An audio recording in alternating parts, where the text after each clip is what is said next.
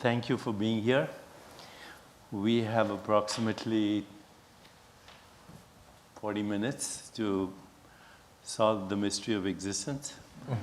So, without wasting any time, I'm going to start talking to Swamiji. Thank you for being here. Thank you for having me. And I'll just give a very short introduction and then we'll get going, okay?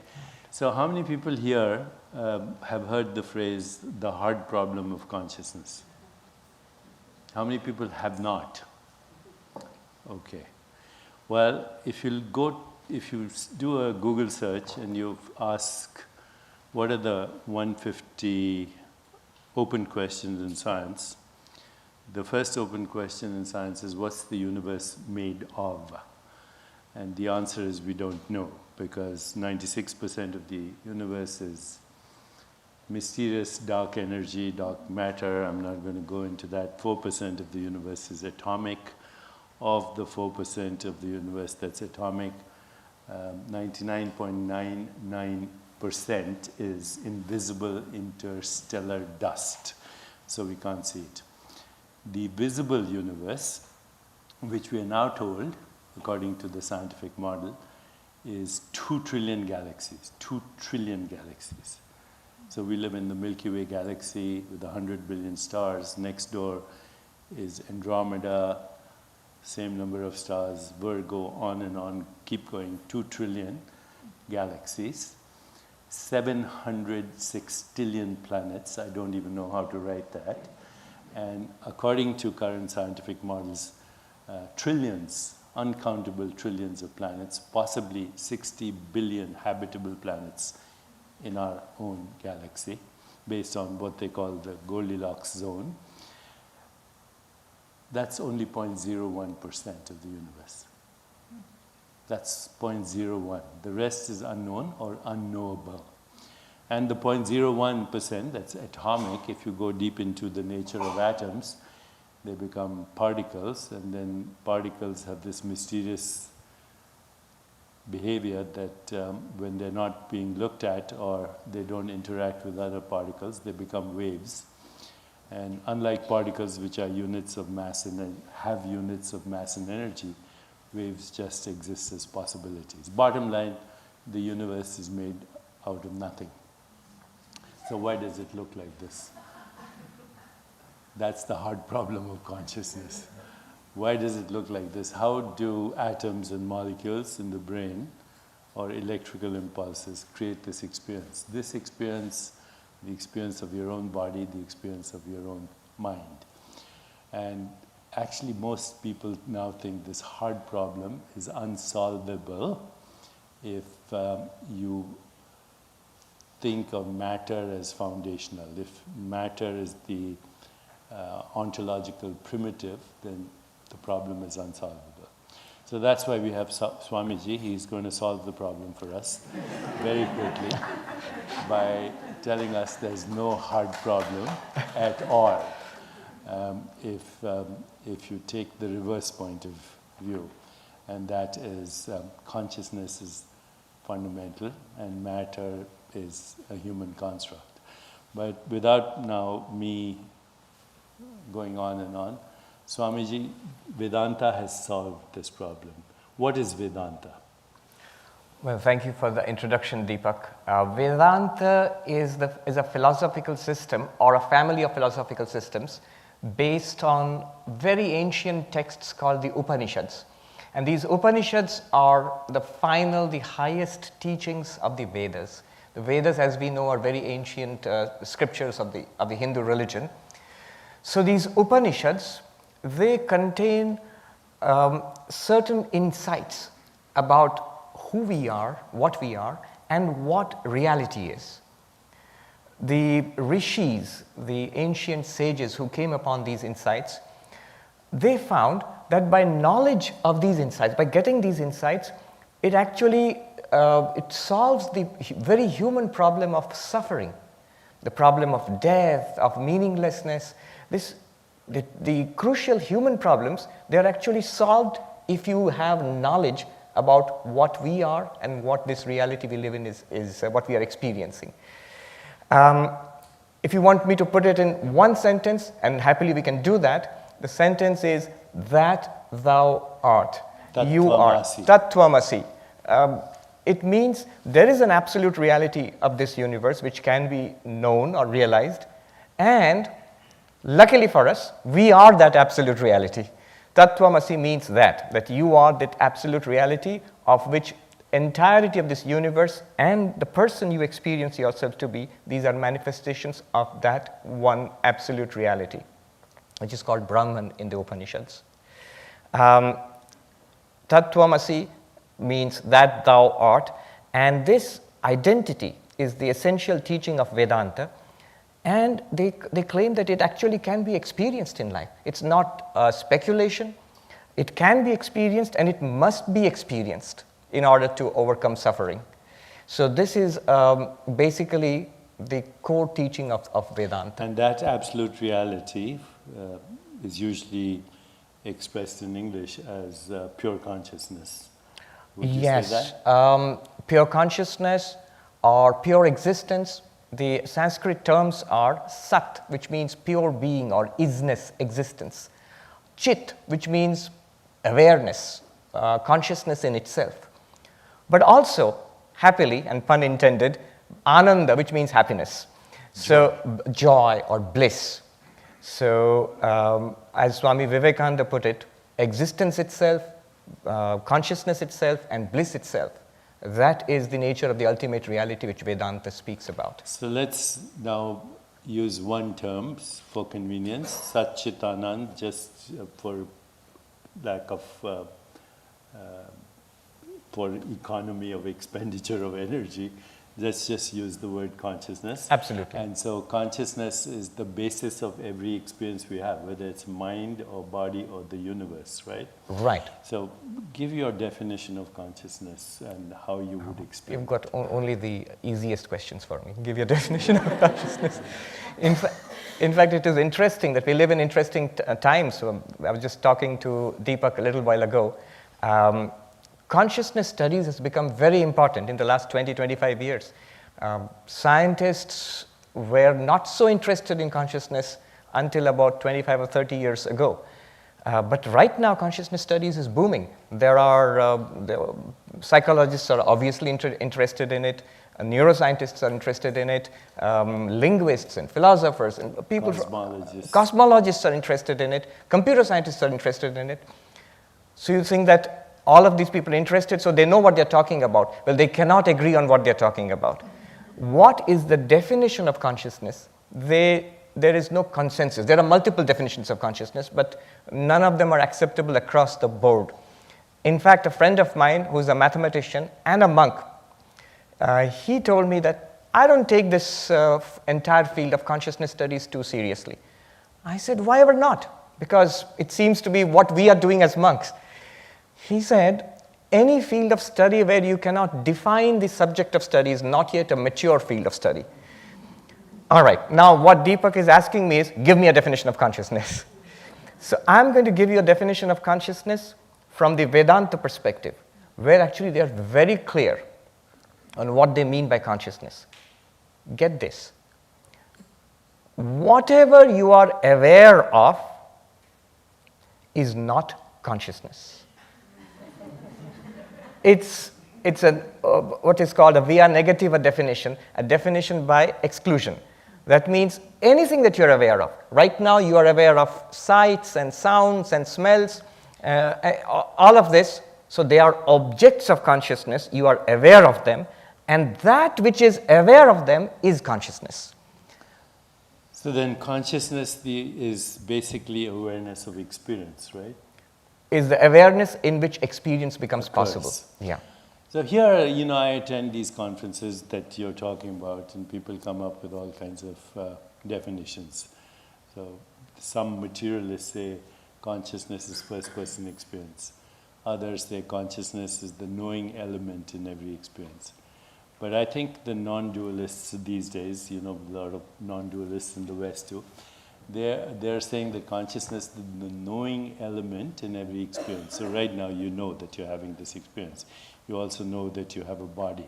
You also know that you have a mind. So what is it that knows this experience called mind, body, world. Other non-dualists have expanded on that and said consciousness is that in which all experience occurs, all experience is known, and out of which all experience is made. Right. So you started off by saying consciousness is not anything that is an object. Yes. So this, what is this? This is an experience in consciousness, right? Right. Look at the words which Deepak just used right now. The knowing element, that by which knowledge is possible. Now, what Vedanta would say is that if you carefully look at knowledge, all your experience, and eliminate mentally, in your understanding, eliminate from your experience whatever is objective, by which I mean, you're looking at this beaker, this jar here. This is objective, because it's an object of you're looking at it, it's an object. But what is looking at it? Your eyes. But you're aware of your eyes. Your eyes are open, closed, the guy is boring me so much I can't keep my eyes open. You're aware of that. So the eyes are also objects in your awareness.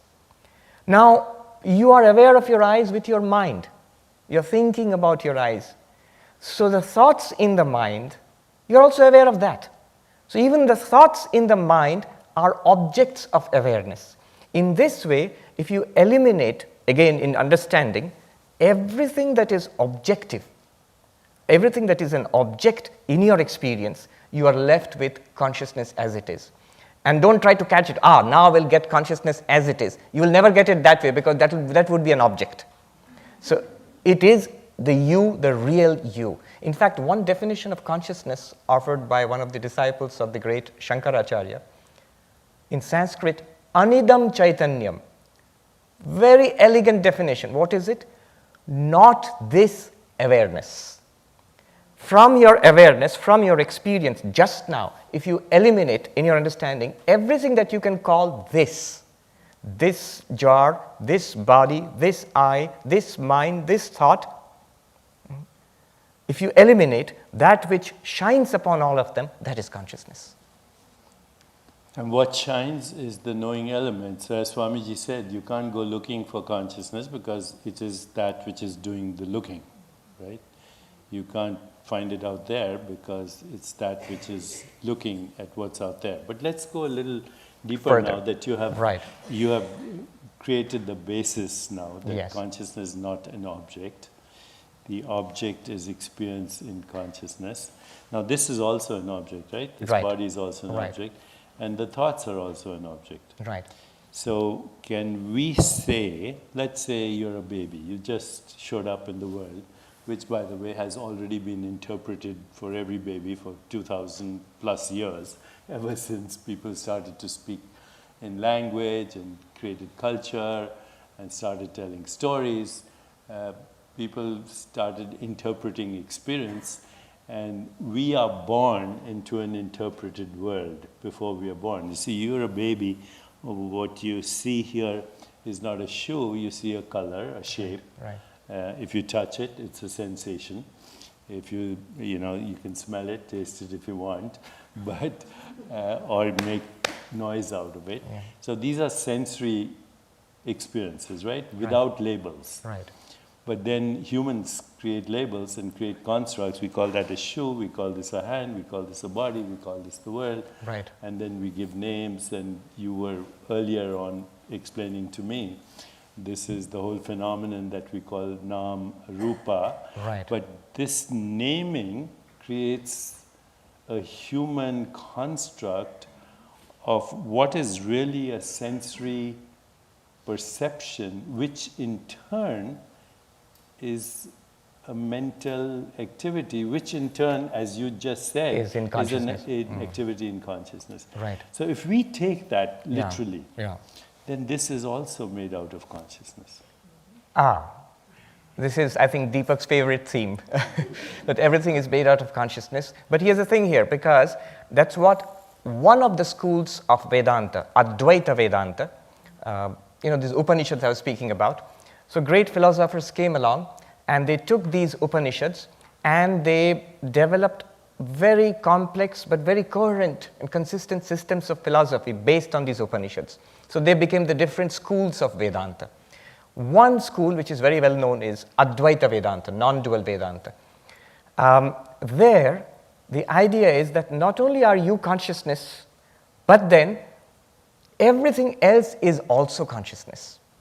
Now, this might sound, as somebody told me recently, a materialist. It's a wacky idea. It's a crazy idea. How can everything be consciousness? But it goes like this. Once you say that whatever is objective is not consciousness, that which is aware of the objects is consciousness, then you are left with the entire world of objects, the entire universe out there, my own body, even the mind. They're all objects. Now I am the consciousness witnessing all of this. Now your question is, then what are these objects? And that's where Vedanta becomes very interesting. It says, all of the things that you experience in consciousness as objects are actually nothing other than consciousness itself. You, the pure consciousness, the entirely subjective consciousness, appears out there as a world set in space and time and full of objects with the help of name and form. So this names and forms, another name for this is Maya, name and form, Nama Rupa. So what you're seeing here is you, the consciousness, in yourself appears a mind, a body with its senses, and the senses reveal to it a universe of objects set out there apparently in time and space, including this glass jar. And all of this is name and form. Interpretation, as you said. Somebody put it very beautifully. Language is the knife with which you cut reality. So this patch of color, what it might look like to a baby, but the mother comes and explains, this is a jar of water. And this is your body. This is your body. This is a hand, this is the world. Yeah, and a concept of your body. Yeah, that also slowly a baby learns over time. That is my body. So given this understanding and given the Vedic worldview and given the fact that we as humans we can only speak in language and explain things in language, and as soon as we create a word, we in a sense create a construct out of fundamental reality, which right now you said is consciousness, Tattvamasi, that's Aham Brahmasmi Tattvamasi.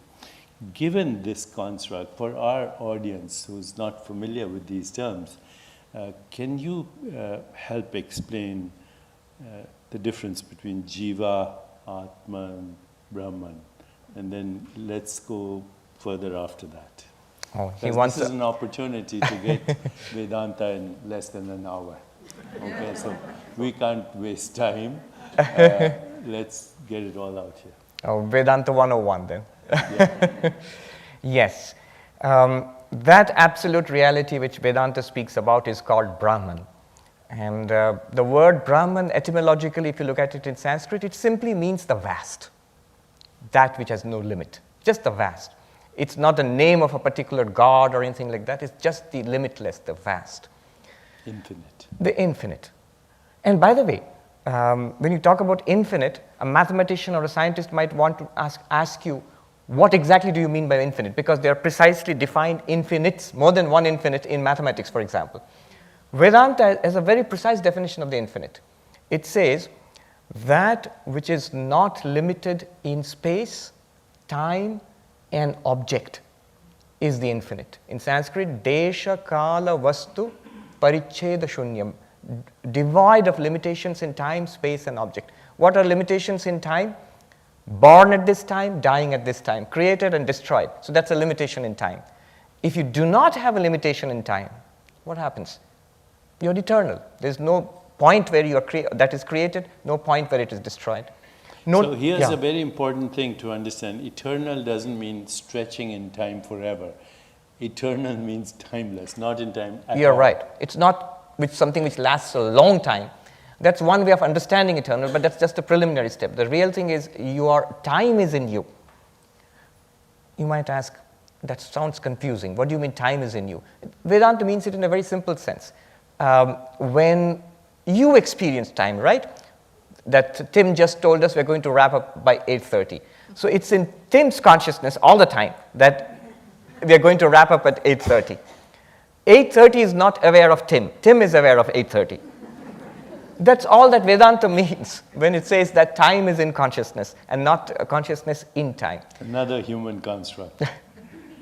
And no limitation in object. That's an interesting thing in Indian philosophy. Limitation in object means this glass jar is just a glass jar. It's not the table.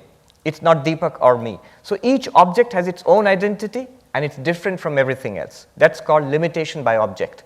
And being infinite means it is not limited to any particular object, which means no object in the universe is different from Brahman. If no object is different from Brahman, there's no difference between Brahman and any other object. There is no second thing apart from Brahman, so that no second means Advaita, non-duality. So Brahman is that non-dual reality which is not limited by time, space, or object. That the objects in consciousness cannot limit consciousness. Consciousness is not limited by its contents. But now, Atman. Atman, Yes. That's the second important concept in Vedanta. Atman means you.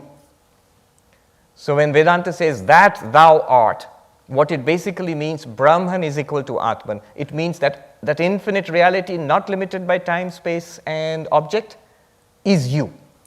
You might say, that sounds cool, but I can't really believe that. But it's you in a very special sense. Not you as a body, not you as the mind or as the unlimited person, but as that absolute consciousness which shines through that particular mind and body. So, which in fact shines through and reveals the person you take yourself to be. So that reality, beyond the person, that pure consciousness is called Atman. And Atman is equal to Brahman is basically the teaching of Vedanta. So if you say, what is Atman? The real me, or the real I, which is the reality of this universe also. It's the self, not the selfie. This is a selfie, right? Yes. Deepak Chopra is a selfie. Your name and your form is your selfie at the moment through an act of perception. But when we say I, what is the I that is experiencing this name and this form, right? I think the selfie idea, it struck me, in Vedanta we keep saying that you have to find out who am I or what am I. Because if you discover that, you have discovered the reality of the universe, self-knowledge. I think that's the real selfie. When you, instead of taking a picture of the body, if you could take a picture of yourself as you really are, that would be the ultimate selfie, I think. That would be a nice topic for a talk, I think. The ultimate selfie. So now, selfie. what is the difference between Atman and Jeeva? The Sanskrit term Jeeva, it's as we experience ourselves right now. If I tell you that you are pure consciousness, you might say, Swami, that sounds nice, but that's not how I see myself. How do you see yourself? How do you experience yourself? We experience ourselves as persons, as embodied in bodies which are born and change and age and decay and die. We enjoy and suffer. So this being, which is definitely a conscious being, but which finds itself limited to a body and mind, this is called the Jeeva. And even that body-mind is an activity, it's not a noun, it's a verb, it's a changing process, right? True. In pure consciousness. True. The body is a series of changes. We all know it, from birth till now and eventually from babyhood to childhood to being a teenager to a young person, middle age and an old person. It's a stream of changes in this physical matter. That's the body. And the mind changes even faster. I mean, today, from the morning till now, how many times you've been happy and irritated and curious and bored. The mind changes continuously. It's a series of changes at a subtle level. You experience it within yourself. And this body-mind series of changes appearing in consciousness, having forgotten its consciousness nature, is what we call the individual, the Jeeva. That's the Vedantic understanding of the person. And this Jeeva is, and correct me if I'm wrong, because I'm a novice. You're the expert. Oh, you're not. He's been at it much longer than I have. Yeah, but you have the training. Jeeva is programmed by, if I may use that word, by sanskara, karma, vasana, at a very fundamental level. So can you explain these terms? Yes, our story does not begin at birth and does not end with death. We are very ancient creatures. Even the most newborn baby is actually a very, very ancient creature. We have existed many lives before, and there are possibly many more lives ahead of us. That's the Vedanta worldview. This Jeeva existed before it came to this particular body. It existed in other bodies, in other worlds. And so over an infinite period of time, through actions, it has been accumulating through cause and effect, what is called the law of karma. The law of karma, to put it very briefly, every action has its reaction or its effect. Every cause has its consequence. And this is something very fundamental in Indian philosophy. With the enormous variety within Hinduism, Buddhism, Jainism, Sikhism, all the Indic philosophies, but they all accept the law of karma, that there is causality. Now, because of this, we are what we are today. It explains the differences between each jiva. As consciousness, we are one reality. But when you come to the mind and the body and the person, we are so different. We have different stories, different abilities, different problems, and different possibilities. All of these differences are the results of past karma. And what we do with it right now generates new karma for future existences. So this is karma. The karma has two effects. One is it gives us this life, and the other is it has an effect on our minds. So the effect on our minds, our individual likes and dislikes, whether you prefer this or that, whether you hate this thing or that thing, those individual preferences are called samskaras. And they exist in the mind, in the subtle body. That's what the jiva takes away after death. Yeah. So the karma, the sanskara, the vasanas, is that the personality with which, say, you have identical twins, they have the same fertilized ovum, but any mother will tell you that they're two different personalities. Is that coming from sanskara? True. I mean, even children in the same household, you mentioned twins, but parents know how different they are. So these differences, though they come from the same parents, they're probably brought up in the same kind of environment, nature and nurture both seem to be similar, but then there's tremendous difference between children. So that comes, it's inherited from past lives. That's the Vedantic understanding of how we are so different. Completing this map step by step, then even in Ayurveda we talk about physical body, sthul sharir, sukshma sharir, subtle body, mind, intellect, ego, causal body. Explain this map just a little bit, the physical body, the subtle body, and the causal body. Okay, that's an important concept. But one thing I want everybody to know is Vedanta, it's not speculation. It's not even metaphysics. It's firmly grounded in experience. Whose experience? Your experience and my experience. So when you talk about a physical body, subtle body, causal body, it's all experiential and right now. You can see it right now. What is the physical body? That which you can see. You can see it, you can touch it, taste it, smell it. This is the physical body, yes. That which you see, which you can weigh, that's the physical body. Now, within this physical body is what Vedanta calls a subtle body. How do you know? You just have to close your eyes and look inside. You see, I'm happy, that's a subtle body. I'm unhappy, subtle body. I remember, I forget, I want, I dislike, I understand, I do not understand. All that you directly experience within yourself, this first person experience which we are having right now, that's the subtle body. And beyond that, Vedanta talks about something a little more obscure called the causal body, which is the blankness which we experience in deep sleep. If you right now try to experience yourself beyond the subtle body, what is it that it is which is experiencing the subtle body? You will tend to hit a blank wall if you see it right now. That is the causal body. And Vedanta says the real you, the Atman, is not the physical body. You are not this body. Is not the subtle body, not even the mind, not even the person, is not even the causal body, but that consciousness in which all of these are experienced. And the way I put it is, you can drive a car, that doesn't make you a car. You are embodied. We have a body. Vedanta doesn't deny that. You are experiencing a body and a mind. That's all there. But you are not that. You are not limited to that. So every day, Swamiji, we go through this experience, waking, dreaming, deep sleep, right? Yeah. So we understand waking. This is waking. Unless somebody is dozed off. Yeah, unless somebody. Always a problem with Hopefully Vedanta. everybody is in the waking state right now. Okay, then the dream state we also experience every night. Yes. And deep sleep we also experience every night. But in deep sleep, there is awareness, right? Not conscious experience, but awareness.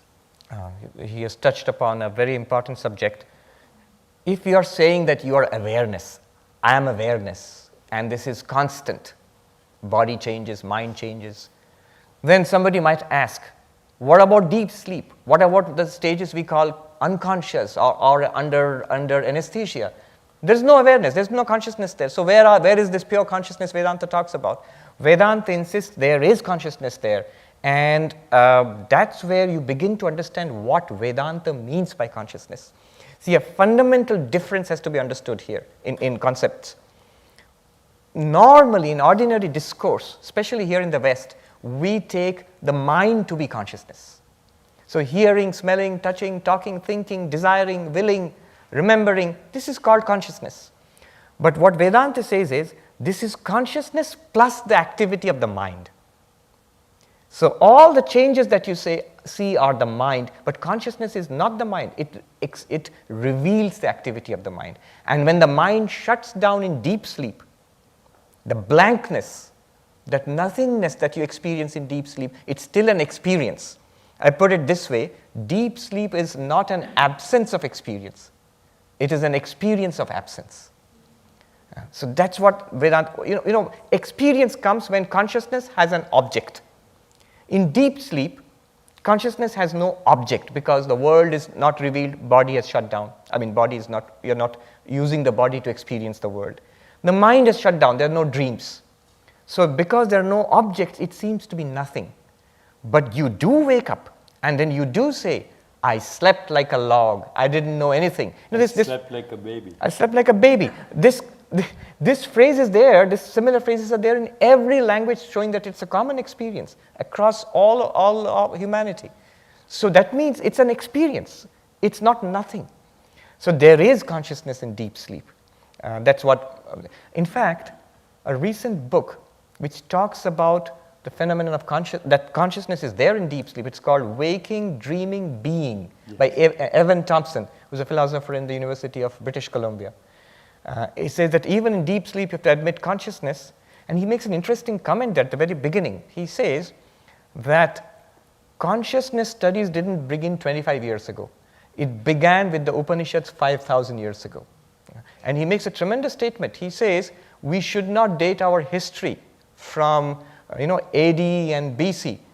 We should date history from before Upanishads and after Upanishads. They are so important. Yes, a tremendous assertion he makes.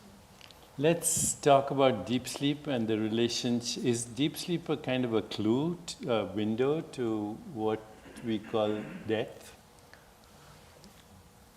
Death. Okay.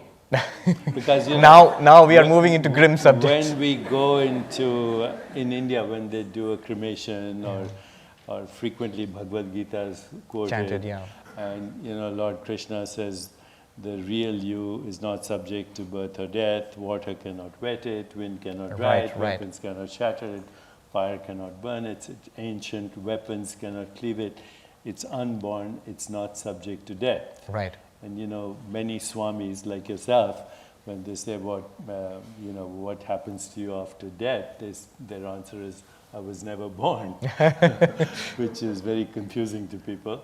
But what is the connection between, say, waking, dreaming, sleeping, and turiya and death? All right. You've used the term turiya, which is a common term in Vedanta. It literally means the fourth. What do you mean by the fourth? Vedanta looks at it this way. There are different procedures, methodologies, if you will, for discovering ourselves as pure consciousness. And anybody can try them out. One of the methodologies is to use our common experience of waking, dreaming, and deep sleep, to come to an intuition of ourselves as the witness consciousness of waking, dreaming, and deep sleep.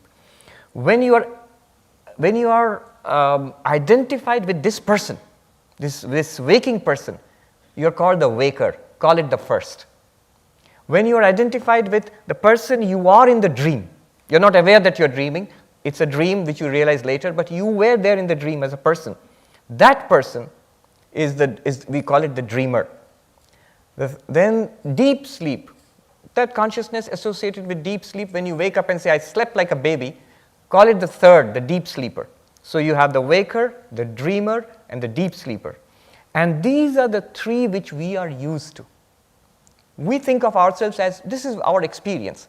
And what Vedanta teaches us, the insight, crucial insight of Vedanta is, you are not the first, the waker, not the second, the sleeper, the dreamer, not the third, the deep sleeper, but what it calls the fourth, the consciousness in which all of these are appearing and disappearing.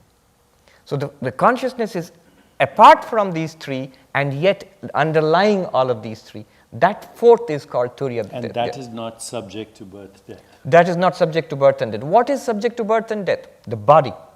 What is subject to change? The mind. But the Turiya itself is the witness of the birth and the death of the body, birth and the aging and the decay and the death of the body. It itself is not born with the birth of the body. It itself does not age with the aging of the body. It itself does not die with the dying of the body. And the changes of the mind, Turiya itself reveals the changes of the mind. The Mundaka Upanishad, which is a classic text of Advaita Vedanta, it says that you are the Turiya. You are not the waker, dreamer, or deep sleeper. And the whole point is to realize yourself as the Turiya. And it's not really the fourth. Really, when you come to an understanding of it, it is the one which appears as the three. Correct. Yeah. So now, we earlier in the room there, we both were talking about Wittgenstein, the German philosopher. And Wittgenstein said in one of his writings, our life is a dream, we are asleep, but once in a while we wake up enough to know that we are dreaming. So by tonight, whatever happened today will be a dream. Your childhood is now a dream. What happened 5 minutes ago is a dream. What happens to my words by they reach you, they're gone. So actually this right now, in a sense, is a waking dream because it's ungraspable, right? 1 minute ago is ungraspable. And so this is a waking dream in what we might say a lucid now. And the reason I'm bringing this to our attention right now is this waking dream is frequently referred to as Maya, right? Because it's a projection of consciousness. But anyway, how does this all help us? How does this help us alleviate our existential suffering? What has this to do with the 5 kleshas that the Vedanta talks about? Yeah. Before I get to that, I know when Deepak says this is all a dream, I would see some skeptical faces. He'd say, no, this is real, and the dreams are dreams, and this is real. But look at it this way. If you imagine something, eating a cookie, you'd say that's an imagination, it's not real. And if I eat a cookie, that's real. But now do this. Imagine eating a cookie and also remember that a cookie which you ate maybe 1 day ago or 2 days ago, the memory of eating a cookie and the imagination of eating a cookie, they seem very similar because both are in the mind and mental. And what Deepak says is this very thing which seems very real now is going to become a memory every fleeting second. It's retreating into memory. When you compare that memory with a fantasy. When we came into this room, that's exactly. a memory, right? Right now, if you imagine us walking into this room, it's memory. How is that different from the memory of a dream? Every fleeting moment which we call real is quickly, at tremendous speed, disappearing into a dream-like memory. You would still argue, no, but this particular moment feels very real. And Vedanta agrees with you. This present moment feels very real because you are here. You are reality. This moment borrows its reality from you. See, wherever you are, that feels real to you. Imagine, even in your dreams, when you are actually in a dream, you don't know it's a dream, it feels very real. It feels very real at that time. It's because of the presence of consciousness at that present moment which lends reality to it. So the only continuity in any experience is that which you say I. When you say, where are you? You say, I'm here, right? But if you go inside the body, there's no one there because this body is in I, being experienced in I. Mind is being experienced in I. That I is the only invariant in every dreamlike experience. Absolutely. It's the only constant. Absolutely. When you were a baby, Yes. when you were a teenager, different body, different mind. But the invariant is that luminous consciousness Right. that brings that experience, the light of awareness that brings that experience Right. to what we call reality. I'll make a small distinction here. When you say I, that I is not the ego. Yes. Yeah. It's the, I would call it the witness of the ego. The witness. Yeah, the ego comes and goes. So when you are deeply absorbed in something, playing a game of tennis or something like that, or immersed in a beautiful musical experience, you lose sense of self. So you'll see, has the I gone there? The ego is not apparent there. But consciousness, that's always there. Otherwise, you wouldn't have that experience at all. So that's what he means by the luminous I. But going back to the very important question which Deepak asked, what good is all of this? What's the point of all of this? The point is, it's the most important thing in our lives. The whole point of this, and of all of Indian philosophies, the different schools, it doesn't have to be Advaita Vedanta, it could be Buddhism, it could be Nyaya, Sankhya. The whole point is overcoming suffering and attainment of true, lasting peace and happiness. How does that work? Think about it. Where is suffering? There is suffering in the world, suffering of the body, suffering of the mind. But that consciousness which reveals the body, mind, and the world, does it suffer in itself? You will see no. I'll tell you a very funny story. This person who goes up to a Swami in the Himalayas and asks, Swami, I'm in great suffering. I'm suffering. I'm miserable. Help me. And the Swami says, are you aware of your misery? He says, yes, of course. That's why I've come here. I'm unhappy. I'm deeply aware of my unhappiness. That's why I've come to you. And the Swami says, if you are aware of your unhappiness, of your misery, then that misery is an object, and you are the consciousness aware of that object. You are aware of that object means you cannot be that object. You are aware of unhappiness means you cannot be unhappy. You are aware of unhappiness in the mind. Think about it. The funny thing is, it works like this. The person goes and thinks about it. And if you do that, you will see a certain distance opens up between you as the experiencer and the experienced unhappiness. And he comes back and says that, you are right. I am not unhappy. I am experiencing an unhappiness in the mind, and I am so peaceful now. And the Swami scolds him immediately. No, you are not peaceful. You are the witness of the peace in your mind. And that's important, because the moment he distances himself from his unhappiness and he thinks, I'm at peace, you're trapped again, because that's the peace in the mind. And the mind is changeable. It will change into unhappiness again. And you think, I was very happy at the Rubin Museum, but now I have stepped out into Times Square, I'm unhappy. No, both of them are appearances and disappearances in the mind. And this is not speculation. If you look at it, this is an accurate report of what's actually happening. Vedanta just brings it to your notice. More we notice this, the more we stabilize ourselves in that witness consciousness, the more we are free of the ups and downs of the mind and the body and the world. Yeah. So that's where the whole purpose lies. Going back to the 5 kleshas, with this basis. Yeah. So, the 5 kleshas in Vedanta are In yoga, actually. Yeah, yoga.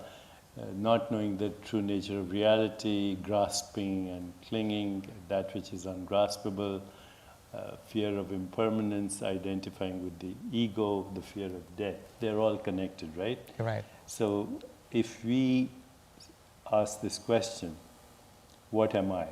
Who am I? go through the process, Neti Neti, Shankaracharya's Right. great hymn, and we get to this source, then all these things disappear in a sense, including the fear of death. Right. What, in your view, how should we explain death in Right. this scheme? It's interesting. What is what, death? what is death in this scheme? Right. You remind me of this meeting I was in. I saw there's something called meetup these days. Yeah. And you see there's something called a philosopher's cafe. In that, philosophers get together in the New York Ethical Society, and they discuss the great questions of philosophy. And he said the 5 great unsolved questions of philosophy, we're going to discuss it in such and such day. So I turned up for that meeting because I was attracted. And what are the 5 great questions? If you Google it on Oxford University Press website, you will find the 5 great questions of unsolved questions of philosophy are, I'm telling you this because one of those questions is what Deepak asked, and 4 of the 5 are related directly to consciousness. The first question is, do we have free will? The second question they discussed was, what can we know, if anything at all? The question of epistemology and skepticism. What are the limits of Of knowledge, yes. And the third one is, straight away, what am I? Or who am I? That was the third question, which is the fundamental question in Vedanta. Then the fourth question was, what is death? And the fifth one was, what is justice? But the fourth question, what is death? The philosophers themselves said, we are not talking about death from the point of view of a doctor, which Deepak is an expert in and he knows. It's an interesting topic for a doctor too. But in this system, as a person, what is death to me? If I'm not the body, then what is death to me? In Vedanta, death is the passing away of this particular body you are embodied in. This experience. This particular experience, it stops because this body cannot support the Jeeva any longer. Maybe it's old, maybe it's damaged, so it dies. And the Jeeva moves on. The individual person moves on. And all of this is again an experience in consciousness. So in consciousness, birth and death of the body take place. Which means you as consciousness, even you as Jeeva, you are not subject to death in that sense that that death is not the end of us. Death happens to the experience of body, mind, and the world that goes with it. Right. Which is a changing experience anyway. Right. But not to that which is the witnessing awareness in which that experience happens. Absolutely. Let me make a point. It's a subtle point, but very interesting. You know, when people say, how do you know a person exists after death? When the person is dead, obviously the body is dead and you burn it or you bury it or whatever, it's gone. So how do you know the person is also gone? But notice something, there's a very quick switch which has happened, which goes unnoticed. As long as I am alive, when you say the person, by that I understand I, this entity called Sarvapriyananda, which is encased in this body. That's what I understand as the person. Right? And death is understood as death of the body. But the moment the body is dead, the materialist will say, that person called Sarvapriyananda is gone. But you at no point did you see this person called Sarvapriyananda disappearing. You saw the body dying and being burnt and or buried. And at no point did you actually see a body that was a fixed entity as Sarvapriyananda, right? That's another point. It's a stream of changes. It's a stream, intermittent flow of sensations, images, feelings, thoughts that we call a body. Yes, yes. Right?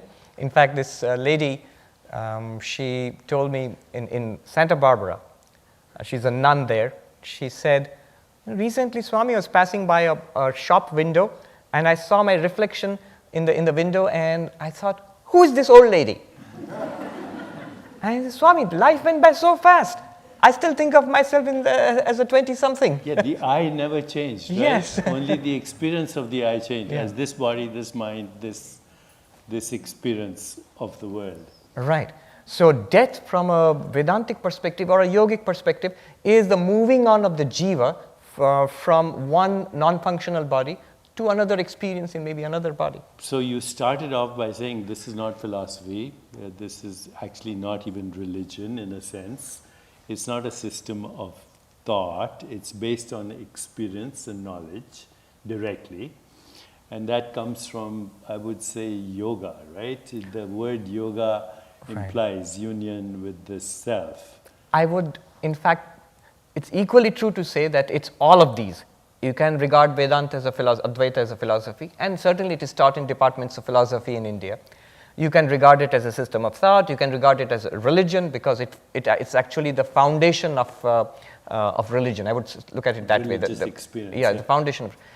But it's grounded in experience. All the time, it does not talk about a single thing which is different from what we experience all the time. So yes, a direct experience of this, what we are talking about, there are techniques in yoga which help us. But maybe we'll talk more about that. No, we have 2 minutes. Okay, 2 minutes. Very quickly, Raj Yoga, Bhakti Yoga, Jnana Yoga, Karma Yoga. And then we are done. We have everything done in less than an hour. Yes, and thanks to Deepak, he structured it so well. You would say, well, so what are the procedures? There are basically 4 major classes of practices. One class of practice is what you might call meditative practices. And there's a vast range. In the Rubin Museum itself, there have been exhibits and talks and demonstrations of various kinds of mostly Buddhist tradition practices. So there's a wide range of meditation practices. In Hinduism, you have the Patanjali Yoga Sutra, which is a classic manual of meditation. So that's one group. The other group is based on emotion and feeling, the Bhakti traditions. So that's called Bhakti Yoga. Love, yes. And then there's a third group of practices which seeks to convert our action, work, into spiritual practice. So what you might call, in a generic way, doing good to others, living unselfishly, living for a higher purpose. So all of that comes under karma yoga. How do I transform my action from a negativity, from a prison, into something that frees me, takes me to freedom? But the one which is a personal favorite, so I've saved it for the end, are the Jnana Yoga, the path of knowledge, which are, like I just mentioned, the 3 stages, waking, dreaming, and deep sleep, or the seer and the seen, Drigdrishya, or the method of the 5 sheets, the physical, the vital, the mental, the intellectual, and the causal sheet, and so the bliss sheet. So there are different, these are, you might call them philosophical spiritual philosophies, sciences which are investigation directly based upon what you experience right now to lead you to that intuitive experience of I am that immortal pure consciousness. So yes, 4 yogas. Verifiable. Directly verifiable. Directly verifiable. Yes, yes. Okay, so that's Vedanta 101.